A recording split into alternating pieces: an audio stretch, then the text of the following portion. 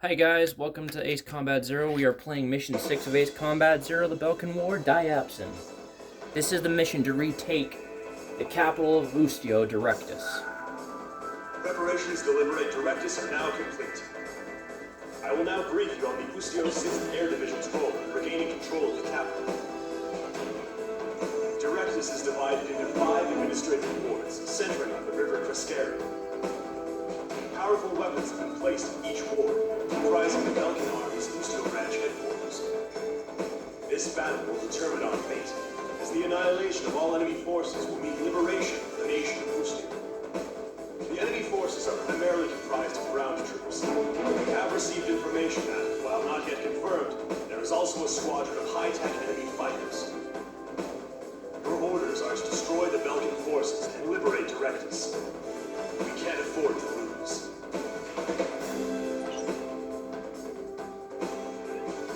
So, I will be talking mainly about how this leads up to Ace Combat 4. Even though Ace Combat 0 and Ace Combat 4 have no...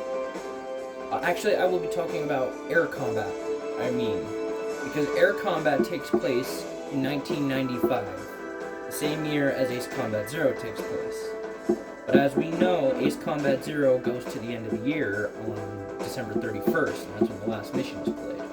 So, Air Combat and Ace Combat 0 take place during the same time frame, where missions are being flown for Phoenix, Scarface, and Galm. But Galm was mainly focused on Belka, while Scarface was mainly focused on Ustios, because there was a political uprising in the Ustian continent at that time.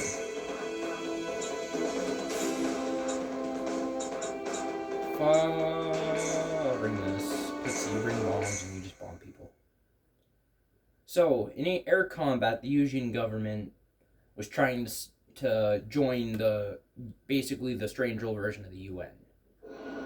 But a country did not want that. Hold on, I'm gonna turn down the volume real quick. Sorry about that. I need you guys to be able to hear me. And during this conflict, Scarface Squadron was hired on to replenish the Ustian continent's broken air force. Same thing with how Galm team did with Ustio. And this is really a return to and a hark and callback to Ace Combat, Air Combat, or Ace Combat in Japan.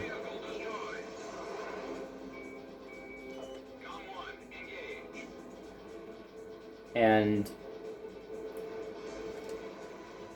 in Air Combat, you can hire wingmen, and you can hire a wingman named Edge. But back to the story aspect.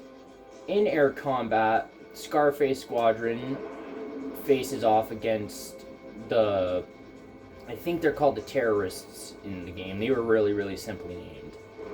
But the terrorists took over a massive portion of Ustios. And this massive portion of Ustios had a lot of experimental technology that the Ustian government, well, at least the Ustian Continentals, multiple governments were developing at the time. During this time, the Ustian continent really was trying to focus on peace efforts rather than conflict. And we see this later on in Erussia. And we could probably call people who did this to Ustios in the first Ustian Continental War,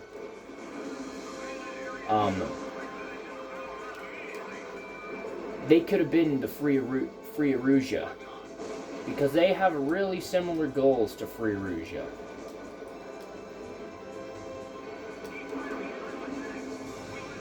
At least that's my headcanon, at least. But it makes sense. And during this conflict, Scarface won gains a very, very, very big reputation as a really well-defined mercenary ace. Basically, he was the counterpart to Cypher during the time. These were one of the two best mercenary aces out there. In fact, if you want to go into stupid theories, and I don't really like this theory, people say Scarface 1 is Cypher, just based on the fact that at the same time, Cypher could have been called back to Ustio during the 31st of December, but I think Air Combat, the final mission, takes place on 31st of December, basically making it physically impossible for Cypher to be in two places at one time.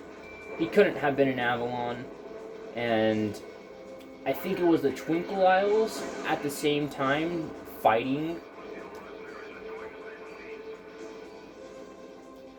at the time, but this leads up into Air Combat 2, or Ace Combat 2, which covers Scarface Squadron fighting off a coup d'etat in, I think, Usia again. But this was mainly a lesser country's coup d'etat. And they were hired on by the provisional government to fight back and take their capital back and stop the coup d'etat forces. And Scarface 1 is already a legendary ace. He's already proven himself to the many Usian governments here. So they are like, yeah, let's get him back in here. He's proved his worth. He's helped us once. He'll help us again. We have the money. And that's basically the big old plot for Air Combat. There wasn't really any underlying tones or really big lore implications besides mainly the super fortress that you shoot down in both games, which obviously is is what inspired XBO. And I think Belkan sold technology to those coup d'etat forces to basically destabilize Usia, which I honestly think could happen because they did it in Ace Combat 7. They sold to Erusia to destabilize Erusia. So that's with Air Combat 2. Ace Combat 3. I'm going to have to do a lot more research on Ace Combat 3 because I don't have a very good clue as to what the story is besides the fact that it's a simulation. I'll have to do more research into that, and I will talk about it next episode. But yeah, that's basically what Air Combat is. And now, this is kind of weird because this team that we're going to be fighting here, I'll let the cutscene play and explain.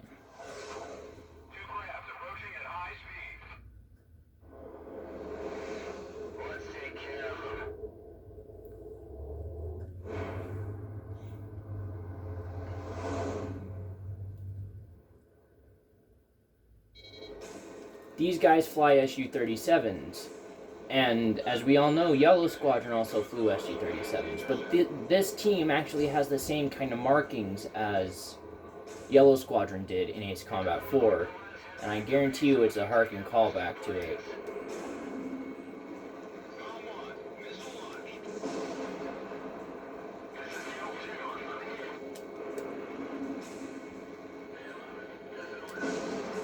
Holy fucking shit. What? What? Form up on me, Pixie.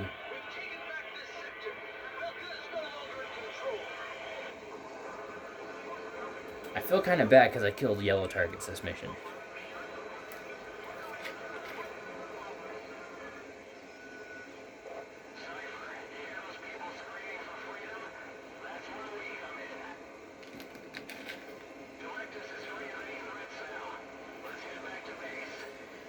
And with the Ace style, that line can be either 2 or 3 different things. On May 13th, 1995. If I'm wrong, please comment, but I'll shut up now. The tide of war was about to change dramatically. Like I said in the last mission, the tide of the war changes after the liberation of Directus. And we will see that because next mission is my least favorite mission. And it's Gladyston. I think it's... I'd have to check what operation it is. Belkan's Ustio branch headquarters has fallen. Directus has been liberated. I just received a vintage bottle of Chateau Bouloise for the galm team. It's a hard-to-find Cabernet. Perfect, I'd say, for celebrating an occasion such as this.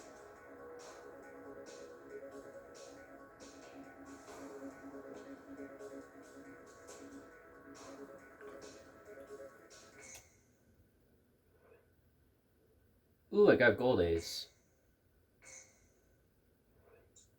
Alright guys, thank you for watching. This has been Mission 6 of Ace Combat Zero, Diapson, and I will see you in the next episode.